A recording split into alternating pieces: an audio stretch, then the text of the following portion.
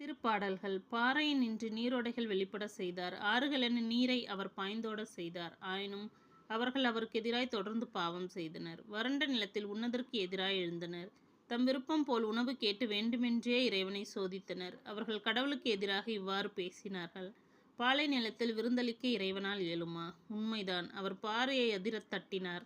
நீர் பாய்ந்து வந்தது. ஆறுகள் கரை புரண்டு ஓடின. ஆயினும் அப்பமளிக்க இயலுமா அவரால்? தம் மக்களுக்கு இறைச்சி தர முடியுமா? எனவே இதை கேட்ட ஆண்டவர் சினம் கொண்டார். நெருப்பு யாக்கோபுக்கு எதிராய் கிளர்ந்தெழுந்தது. இஸ்ரேல் மீது அவரது சினம் பொங்கி எழுந்தது. ஏனெனில் அவர்கள் கடவுள் மீது பற்றுறுதி கொள்ளவில்லை. அவர் காப்பார் என்று நம்பவில்லை. ஆயினும் மேலேயுள்ள வானங்களுக்கு அவர் கட்டளையிட்டார். விண்ணகத்தின் கதவுகளை திறந்து விட்டார். அவர்கள் உண்பதற்காக மன்னாவை மழையென பொழிய செய்தார். அவர்களுக்கு வானத்து உணவை வழங்கினார். வானதூதரின் உணவை மானிடர் உண்டனர். அவர்களுக்கு வேண்டிய மட்டும் உணவுப் பொருள்களை அவர் அனுப்பினார். அவர் விண்ணுலகில் நின்று கீழே காற்றை இறங்கி வர செய்தார். தம் ஆற்றலினால் தென்காற்றை அழைத்து வந்தார். அவர் இறைச்சியை துகள் துகள் என அவர்கள் மீது பொழிந்தார். இறகுதழ் பறவைகளை கடற்கரை மணலென வரவிழைத்தார். அவற்றை அவர் தம் பாளையத்தின் நடுவிலும் கூடாரத்தைச் சுற்றிலும் விழ செய்தார். அவர்கள் உண்டனர், முற்றிலுமாய் நிறைவடைந்தனர். அவர்கள் விரும்பியவற்றையே அவர் அவர்களுக்கு அளித்தார். அவர்களது பெருந்தீனி வேட்கை தணியும் முன்பே, அவர்கள் வாயில் உணவு இருக்கும் பொழுதே, கடவுளின் சினம் அவர்களுக்கு எதிராக மூண்டெழுந்தது. அவர்களுள் வலியோரை அவர் கொன்றார். இஸ்ரேலின் இளைஞரை வீழ்த்தினார். இவையெல்லாம் நிகழ்ந்த பின்னும் அவர்கள் தொடர்ந்து பாவம் செய்தனர்.